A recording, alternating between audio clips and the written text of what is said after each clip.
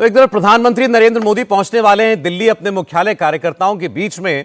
उधर महाराष्ट्र में देवेंद्र फडणवीस के अलावा एक और नेता हैं जिनके बारे में आज बहुत चर्चा हो रही है और वो है मुख्यमंत्री एकनाथ शिंदे। जाहिर है उनके नेतृत्व में सरकार चल रही थी। अब सवाल यह है कि फडणवीस मुख्यमंत्री बनेंगे तो एकनाथ शिंदे का किरदार, उनका रोल क्या होगा, इसका जवाब जल्द मिल जाएगा। लेकिन एक बात तो शिंदे ने साबित कर दी कि उनकी शिवसेना ही असली शिवसेना है, जिस पर महाराष्ट्र की जनता ने अपना पूरा भरोसा जता दिया है। शिंदे अपनी बात बड़ी बेबाकी से रखते हैं। आपको मैं सुनाने जा रहा हूं एकनाथ शिंदे का एक सुपर हिट इंटरव्यू। सुनिए इसमें आप शिंदे के डायलॉग। एकनाथ शिंदे जी हमारे साथ इंडिया टीवी पर हैं, आपका बहुत बहुत स्वागत है। शिंदे जी, मैं आपकी कविता से शुरुआत करना चाहूंगी जो आपने पढ़ी तो थी प्रधानमंत्री के लिए, लेकिन आज उसकी पंक्तियां मैं आपके लिए पढ़ के सुनाती हूं। मैं उस माटी का वृक्ष नहीं जिसको नदियों ने सींचा है, बंजर माटी में पलकर मैंने मृत्यु से जीवन सींचा है। मैं पत्थर पर लिखी इबारत हूं, शीशे से कब तक तोड़ोगे, मिटने वाला मेरा नाम नहीं, तुम मुझको कब तक रोकोगे। ऐसा लग रहा था ये पंक्तियां आपने उद्धव ठाकरे जी के लिए भी एक इशारे के तौर पर पढ़ी थी। नहीं, उस दिन तो मोदी जी के लिए मैंने पढ़ी है। वो मोदी जी का जीवन ही ऐसा है। तो लेकिन अगर मैं अभी 2 दिन पहले उद्धव ठाकरे जी से मिली थी, उद्धव ठाकरे जी ने अपनी कलाई चढ़ाते हुए एक बयान दिया था, वो मैं आपको पढ़कर सुना रही हूं। उन्होंने मुझसे कहा था, जब उससे मिलो तो पूछना मेरे पिताजी का फोटो क्यों लगाते हो, अपने पिताजी का नाम लेने में क्या शर्म आती है, कौन है आपके पिताजी, कुछ गुनहगार हैं क्या, मेरा बाप चोर है, ऐसा तो नहीं। ये उनके शब्द हैं। अभी उनके पास कोई मुद्दे नहीं है और बाबा साहब ठाकरे जी का वो वारिश कहते हैं, लेकिन बाबा साहब ठाकरे जी के विचार को उन्होंने बेच दिए, उनकी विचारधारा को बेच दी। जिन कांग्रेस के साथ बाबा साहब ठाकरे जी ने हमेशा दूरी रखी थी, उन्होंने कहा था, आज भी उनका बयान आता है, स्टेटमेंट जो किया था, आज भी लोग उसको सुनते हैं, मेरी कांग्रेस नहीं होने दूंगा। आज ये शिवसेना और कांग्रेस सिर्फ कुर्सी के लिए, हमारे शिवसेना के विचारधारा को तोड़कर, बाला साहब ठाकरे जी की विचारधारा को तोड़कर एक मुख्यमंत्री के, सीएम के कुर्सी के लिए कांग्रेस के साथ हाथ मिलाया और सरकार में बैठ गए। उनको तो उनका नाम लेने का भी अधिकार नहीं है। ये बाला साहब ठाकरे जी उनकी प्रॉपर्टी नहीं है, ये विचार है। उनकी प्रॉपर्टी तो हमको नहीं चाहिए। हमने तो पहले ही कहा कि बाला साहब ठाकरे जी की प्रॉपर्टी तो जो उनके वारिश है, उनको उनके विचार, यही हमारी प्रॉपर्टी है। आज ये शिवसेना कैसी बड़ी है, उद्धव ठाकरे ने क्या किया है? ये बाला साहब ठाकरे जी ने मेहनत की, कई लोगों ने अपनी जान न्यौछावर की, कई लोगों ने दिन रात मेहनत की, हमारे जैसे कार्यकर्ताओं ने पार्टी को सींचा है, बढ़ाया है, कई लोगों ने पार्टी के लिए आंदोलन किए, जेल में गए। एक भी केस है उद्धव ठाकरे जी के ऊपर? आप तो खुद ही कहते हैं कि उद्धव जी जो हैं, जब मुसीबत आती है तो पीछे हट लेते हैं। वो कहते हैं तुम्हारा मामला तुम जानो। आप देखो, तुम लड़ो, हम कपड़ा संभालते हैं वाली बात है। तो कैसी पार्टी टिकेगी? बाला साहब ठाकरे जी की ये पार्टी, उनके विचार हम आगे ले जा रहे हैं और ये आज उनको सीमित रखा था। आज 2-2.5 साल सीएम थे, ये हमारे सेंट्रल हाउस में, विधान भवन के फोटो नहीं लगा सके हो बाला साहब ठाकरे जी का। बड़े महापुरुषों के लेन में हमने बाला साहब ठाकरे जी का फोटो लगाया। बाला साहब ठाकरे जी आज जितने भी बड़े व्यक्तिमत्व है, उनके पंक्तियों में उनको बिठाने का काम इन्होंने क्या किया है? नहीं, वो तो कह रहे हैं कि आप चोर हैं, आपने उनकी पार्टी चुरा ली, उनका सिंबल चुरा लिया, उनके पिताजी का नाम चुराते हैं आप गद्दार हैं। वो चोरों के मुंह नहीं लगते। वो तो महागद्दार है। फिर उन्होंने तो शिवसेना और बीजेपी के साथ गठबंधन में चुनाव लड़ा था और सरकार बननी चाहिए थी शिवसेना बीजेपी के साथ। लोगों ने मैंडेट दिया था शिवसेना बीजेपी को, तो लोगों के साथ विश्वासघात, धोखा तो उन्होंने किया। पूरे महाराष्ट्र के बीजेपी के साथ तो किया ही किया, बाला साहब ठाकरे जी के विचारों के साथ तो किया ही किया, तो फिर बड़ा गद्दार कौन है? आप उद्धव ठाकरे। लेकिन मैं ये सब बात नहीं करता हूँ, ये उनको भी शोभा नहीं देता, उनको भी ये बौखला गए। हम काम कर रहे हैं, आज उनको लगता नहीं था कि इतना काम हम करेंगे। 2 साल में इतना काम किया है, जो प्रोजेक्ट उन्होंने बंद कर दिए, मेट्रो बंद किया है, अटल सेतु बंद कर दिया, कारशेड बंद कर दिया, समृद्धि हाईवे बंद कर दिया, सब प्रोजेक्ट बंद किए, किसानों के प्रोजेक्ट बंद कर दिए, जो शुरू थे वो हमने शुरू कर दिए। आज सब जगह चहल पहल दिख रही है, सब त्यौहार शुरू है, काम शुरू है, प्रोजेक्ट शुरू है, वेलफेयर स्कीम शुरू है, कल्याणकारी लाडली बहन योजना है, कई स्कीम हमने किसानों के लिए। वो उन्होंने सोचा नहीं था ये कर पाएंगे, उन्होंने कभी सोचा नहीं था कि आप ये सब कर पाएंगे। आपको बहुत हल्के में लिया, आपने कहा कि ये तो शुरुआत है, पिक्चर अभी बाकी है। अब बाकी की पिक्चर में क्या दिखाएंगे आप उन्हें? सिंबल ले लिया, पार्टी ले ली, सीएम पद भी आपका है, तो अब और क्या चाहिए? ये सिंबल लिया मतलब क्या है? ये क्या चुराने वाली क्या खिलौना है क्या? वो पार्टी क्या चुराने वाली खिलौना है? हम मेजोरिटी में है, लोकसभा लोकशाही में मेजोरिटी को इम्पोर्टेंस रहता है। हमें इलेक्शन कमीशन ने दिया है, सुप्रीम कोर्ट ने उसके ऊपर मोहर लगाई है। ये कौन है? बाला साहब ठाकरे जी की पार्टी को बेचने वाले ये लोग हैं, उनको गिरवी रखने वाले ये लोग हैं। वो कई लोग तो कहते थे कि ये सिंबल को फ्रीज करो, जो बाला साहब ठाकरे जी का सिंबल, शिवसेना ये सिंबल, ये इसको फ्रीज करो बोल रहे थे। क्या उनकी फितरत है? और उनको हम पे बोलने का अधिकार है?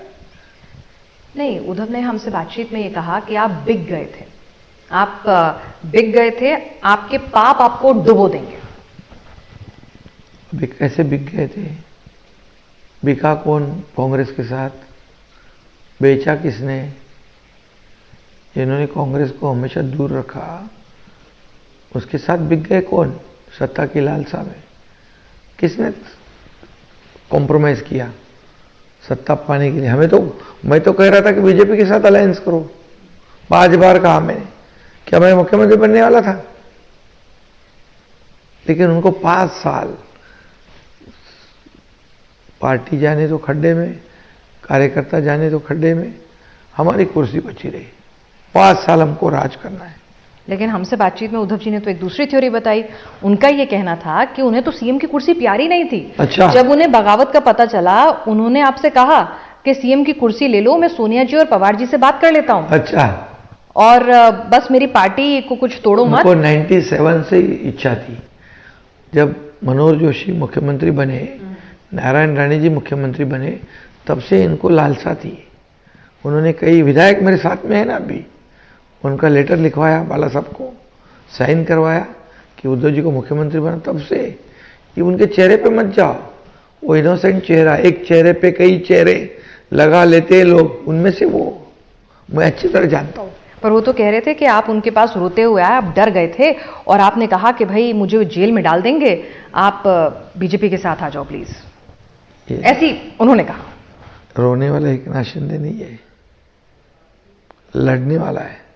और हम लड़े, सत्ता को छोड़ दिया हमने, मंत्री था मैंने उनको कहा कि बीजेपी के साथ ज्वाइंट हो जाओ, जो हमारा नेचुरल गठबंधन है।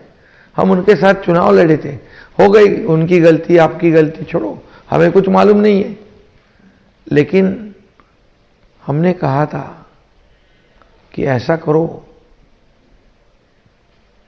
लेकिन उनको बनना था, बने रहना था। और हमसे क्या बात करते हो? हमसे क्या बात करेंगे वो? बिकने की बात हमसे क्या करेंगे? पैसे के सिवा तो उनका दिन शुरू नहीं होता है, रात खत्म नहीं होती है। यानी कुर्सी और पैसा बहुत प्यारा है उनको। अभी तो दुनिया को मालूम है, वो तो सिर्फ लेना बैंक है, देना बैंक नहीं है।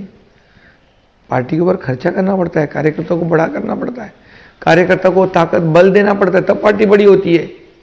उनको इनसिक्योरिटी है मास लीडर से। जितने मास लीडर, राज ठाकरे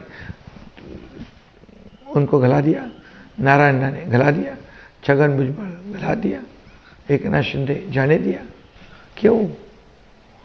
अगर ये सब एक साथ होते तो ये शिवसेना पार्टी कितनी मजबूत होती, लेकिन एक इनसिक्योरिटी की वजह से ये सब लोगों को जाने दिया नहीं, जाने को मजबूर करा। आप कहते हैं वो जलते हैं लोगों ये से। सिर्फ पार्टी, सिर्फ उनके परिवार की पार्टी है। उनको किसी ने घर लिया हुआ अच्छा नहीं लगता है, अच्छी गाड़ी लिया हुआ अच्छी नहीं। ऐसा कोई नेता होता है क्या? अरे अपने कार्यकर्ताओं को बड़ा देखते हुए आनंद होना चाहिए। जब पार्टी बड़ी करनी है तो कार्यकर्ताओं को बड़ा करना चाहिए। एक कार्यकर्ता 100 लोगों को संभालने की ताकत रखता है। खुद बड़ा होना, खुद प्रॉपर्टी बनाना, ये कौन सा लीडरशिप है? ये कौन सी लीडरशिप है? ऐसी पार्टी बड़ी होती है? ये पार्टी तो हमने अभी वोट शेयर तो हमने ले लिया लोकसभा में, तो कौन से मुंह से बोल रहे हमारी पार्टी चुराई? ये क्या चुराई? क्या सो रहे थे वो? ये पार्टी के चुराने वाली बात है? जनता हमारे साथ है। 50 MLA, 13 खासदार सांसद, लाखों शिवसैनिक रोज आ रहे। जो गया वो गद्दार, जो गया वो कचरा, वो अकेले अच्छे। अरे खुद के गिरेबान में झांको, ये क्यों जा रहे लोग? क्यों छोड़ रहे पार्टी? क्यों? एकनाथ शिंदे कौन है? एक छोटा कार्यकर्ता है। तुम तो पार्टी के नेता, बड़े लीडर, पार्टी के प्रमुख, बाला साहब ठाकरे जी के बेटे कहलाते हो, लेकिन उनके विचार को त्यागते हो। आपने कहा कि उद्धव ठाकरे जी के बारे में जब बात हो रही थी तो आपने कहा कि उनसे जब बात हुई तो क्या आपका जो सबसे मुश्किल उनका दौर था, जब वो एनेस्थीसिया से बाहर भी नहीं आए थे, गर्दन से नीचे हिलडुल भी नहीं पा रहे थे, तब इतने बुरे वक्त में आपने उनकी पार्टी? अरे भाई, जब मैं गया तो उनसे बात करते करते गया। विधान भवन में वो बैठे थे खुद। वो उस वक्त चुनाव था राज्यसभा और विधान परिषद का। जब वो बीमार थे तो उनका बेटा लंदन घूम रहा था। ये जब ये चुनाव था तब हम गए, उनसे बात करते करते मैं गया। झूठ बोल रहे हैं उद्धव? सफेद झूठ बोले कि काला क्या है? वो कहते हैं आप उनकी आंखों में आंखें डालकर बात करने की उनकी हिम्मत है कि मेरे आंखों में आंख डालने की बात करने की? उनको पता है एकनाथ शिंदे ने क्या किया है। ये पार्टी को चुनाव में मदद करना, ये करना, वो करना, पार्टी के चुनाव पूरे महाराष्ट्र में कहीं भी हो, एकनाथ शिंदे चले जाओ, जीत के लाना, हार पे लेना। बिल्कुल सही बात का आपने जिक्र किया। बाला साहब ठाकरे जी चुनाव में पार्टी संगठन खड़ा करने के लिए पुलिस स्टेशन भी जाते थे, लोगों के पीछे खड़े रहते थे, 2-2, 4-4, 8-8, 10-10 दिन ट्रैवल करते थे, गांव जाते थे। किया है क्या इन्होंने कुछ? एक केस है क्या उनके बदन पे? या ऐसे पार्टी का लीडर होता है? कोई पार्टी का नेता या कार्यकर्ता तकलीफ में, संकट में आए, तू तेरा देख, मैं मेरा देखता हूं। ऐसे पार्टी बड़ी होती है। जेल में जाए तू तो तेरा कर्म से गया। कितने विधायकों की बात है, कितने मंत्री लोग की बात है। जब मैं उनको संभालता हूं तो इनको बुरा लगता था, ये पार्टी में मेरे इंटरफेयर कर रहे हैं। अरे पार्टी बढ़ाने का काम मैं कर रहा हूं। मैं तो कहा था ना, मुझे कुछ मुख्यमंत्री नहीं बनना था, मुझे तो शिवसेना बीजेपी का गठबंधन करना था। और मुझे बोलते हो कि मुझे मुख्यमंत्री बनना है, ये भी मैंने बताया उनको। आप मुझे बोलते मुझे मुख्यमंत्री बनना है तो मैं वैसे माहौल बना देता। आप तो बोले मुझे नहीं बनना है, मुझे नहीं बनना है, शिवसैनिक को बनाना है, शिवसैनिक को बनाना है। इतना अच्छा प्लानिंग किया उन्होंने और शरद पवार साहब के मुंह से कलवाया कि इनको बनाना है, इनको बनाना है, इनको बनाना है। ये बात कोई छुपती है क्या? लेकिन शिंदे साहब एक चीज समझनी, आपने खुद ही जिक्र किया कि आप उनके लिए मेहनत करते थे, काम करते थे, पार्टी बढ़ाते थे और जीत का हार लाके उन्हें पहनाते थे। आप उनके संकट मोचक कहे जाते थे, आप उनके दूत कहे जाते थे एक वक्त कि कहीं भी कोई परेशानी आ रही है, कोई उद्धव जी मुश्किल में है, एकनाथ शिंदे को भेज दो। फिर अचानक ऐसा क्या हुआ कि रिश्ते इस कदर तल्ख हो गए? पार्टी छोड़ना अलग होता है, इतना आपस में द्वेष हो गया। जब मुझे खत्म करने की सोची उन्होंने पॉलिटिकली क्यों, मेरा केस में नाम डाल दिया था। एक सहयोगी मंत्री, उसके किसी केस में उसको फंसाना। मैं मुख्यमंत्री बनने के बाद उस ऑफिसर को बुलाया मैंने, उसने कहा मेरे को सच, जब मुझे थ्रेट आई तब मेरी Z+ सिक्योरिटी नकार दी उन्होंने। मैं डरता नहीं, लेकिन प्रमुख का क्या काम होता है? उसकी रक्षा करना है कार्यकर्ता की, क्या मरवाना उसको? क्या अपने बेटे के लिए मेरा रास्ता निकाल कांटा साफ करना? मुझे बोलते हैं, मुझे मैंने कहा भी इसे बड़ा करना है, क्या करना है तो हम करेंगे ना। हम प्यार के भूखे हैं, सत्ता के नहीं, कुर्सी के नहीं, पैसे के नहीं है। हमने कभी ये कुर्सी, सत्ता, पैसे से प्यार नहीं किया, सब उनको प्यार है। वो अलग इंसान है, देखने में आप एक बार दो बार मिलोगे आपको लगे इसके जैसा आदमी नहीं है, लेकिन फिर बाद में उनकी असलियत आपको पता चलेगी तो ऐसे है क्या। बाकायदा अपनी दाढ़ी को लेके एक बिल्कुल डायलॉग मारा था कि डरते नहीं हैं आप। हाँ, और मैं क्यों डरूं? मैं भगवान से डरता हूं, क्योंकि मैं गलत काम नहीं करता हूं, किसी का चिंता नहीं। इन्होंने जो माया बनानी है, प्रॉपर्टी बनाई, कौन सा उनका बिजनेस है? तो आप कह रहे हैं उद्धव भ्रष्टाचारी भी हैं? मुंबई महापालिका जो हमको चोर कहते, वो तो बड़े डाकू है, इतने सालों से लूट रहे हैं मुंबई महापालिका को। हम आने के बाद तो कंक्रीट के रोड बनाए हमने, हम आने के बाद STP, ऐसे ही पानी समुद्र में अभी भी जा रहा है विदाउट ट्रीटमेंट। क्यों नहीं किया 15 साल? क्यों लोगों के पैसे को डुबाया, बर्बाद किया? ये BMC ये करप्शन का एक उनका साधन है। कोविड में पैसे खाए, बॉडी बैग में, खिचड़ी में, रोड के रिपेयरिंग में। किसको बताएंगे? दुनिया को मालूम है सब। बाला साहब ठाकरे जी के लिए उन्होंने कहा, आपने कहा कि अगर आज बाला साहब ठाकरे जी मुझे बोलना नहीं था इस बात होते, को, आपने ये बात छेड़ा करके मैं को कभी बोलता नहीं था उनके बारे में। नहीं, हाँ, एक इंटरव्यू मैंने सुना तो आपने कहा कि अगर आज वो जीवित होते तो पार्टी आपको सौंपते, उद्धव को नहीं। देखिए, मैं ऐसा नहीं बोलता हूं। पार्टी पार्टी की तरह चलनी चाहिए,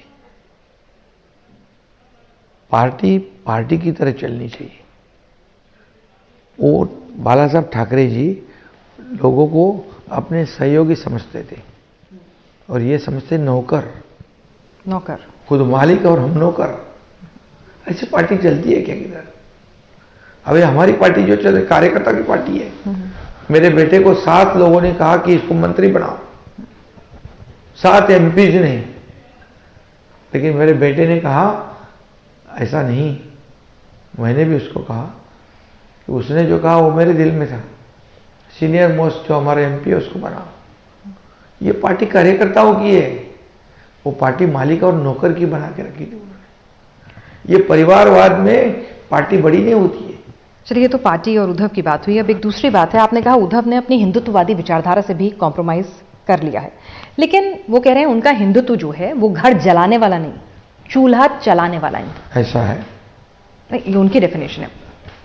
हमें मालूम है ना, उनका हिंदुत्व जो है वो जब हिंदुत्व को जैसा चाहे वैसा मोड़ते हैं वो। आज उनके पास क्या है? कौन सी हिंदुत्व की विचारधारा है? कौन से मुंह से बोल रहे हिंदू? आज तो हिंदू हृदय सम्राट बोलने में भी नहीं हिचकिचाता है वो। हिंदू हृदय सम्राट बाला साहब ठाकरे जी को नहीं बोलते वो, क्योंकि कांग्रेस को बुरा लगेगा, राहुल जी को बुरा लगेगा। कौन सा हिंदुत्व है? काय का हिंदुत्व है?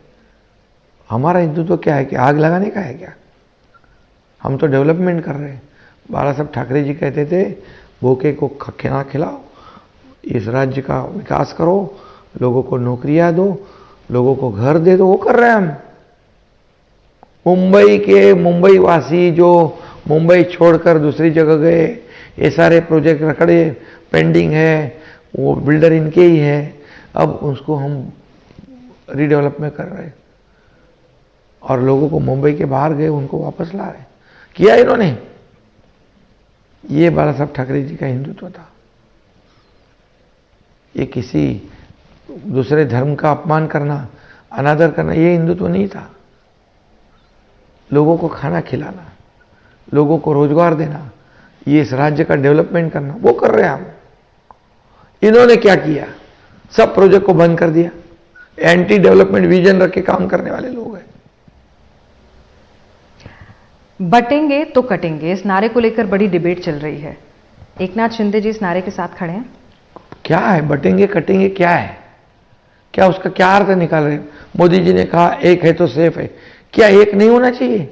हिंदू मुस्लिम को एक होना चाहिए कि जातियों को एक होना चाहिए? उन्होंने बोला है हिंदू और मुसलमान एक है, एक हो जाओ, बोला है उन्होंने कहा एक हो जाओ, एक साथ रहो तो सुरक्षित रहोगे, वोटिंग करो एक साथ, लोकसभा में जैसे हो गया वैसे नहीं होना चाहिए। तो क्या बटेंगे कटेंगे, इसका अर्थ क्या निकाल रहे? हिंदू मुसलमान का किसने बात किया है? तो क्या मतलब है आपकी नजर में? कौन मेरी कौन नजर एक हो में- जाए? हिंदू मुस्लिम एक हो जाए, सारी जातियां एक हो जाए? सारी जातियां आज जो है, मोदी जी ने कहा है सारे एक हो जाओ। उन्होंने कहा कि मुसलमानों के खिलाफ लड़ाई करो, मुसलमानों को गाली दो, कहा है। ये जो बोल रहे आज एमबीए में, अभी कई लोग मौलाना जी उनके फेवर में बोल रहे हैं क्या हमारी योजना हिंदू बहन लेती है, मुसलमान नहीं लेती है, क्रिश्चियन नहीं लेती है? मोदी जी के जितने भी योजना है क्या मुसलमान बहन लेती नहीं, मुसलमान भाई लेता नहीं? क्या उसमें बंदी रखी है? ये सब उनको भी पता चलेगा। ये सिर्फ यूज एंड थ्रो करने वाली कांग्रेस, ये गरीब को गरीब रखने वाली है। गरीबी हटाओ बोलते, गरीबी तो हटी नहीं, गरीब हट गए। ये उनको ऐसे ही रखना है, उनका डेवलपमेंट नहीं करना है। एकनाथ शिंदे जी, आपने अपने चिरपरिचित बेबाक अंदाज में तमाम मुद्दों पर हमसे बातचीत की और वक्त निकाला, आपको बहुत बहुत शुक्रिया। थैंक यू, धन्यवाद।